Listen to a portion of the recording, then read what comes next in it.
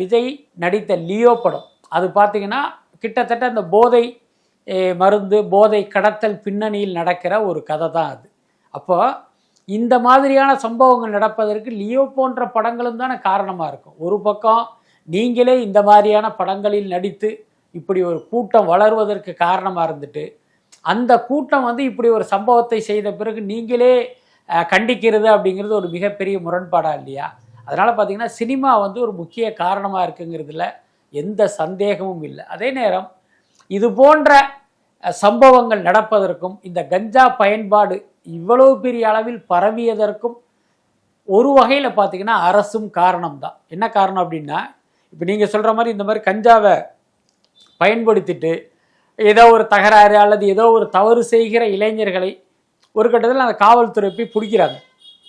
பிடிச்சி நீங்கள் என்ன பண்ணணும் அப்படின்னா அவர்களுக்கு தண்டனையை வாங்கி கொடுக்கணும். அப்பதான் அவன் அடுத்த முறை அந்த தவறு செய்ய மாட்டான். உங்கள் தங்க நகையை அதிக விலைக்கு விற்கவும் மற்றும் அழகில் இருக்கும் தங்க நகையை மீட்டெடுத்து அதிக விலைக்கு விற்கவும் உடனே அணுகவும்.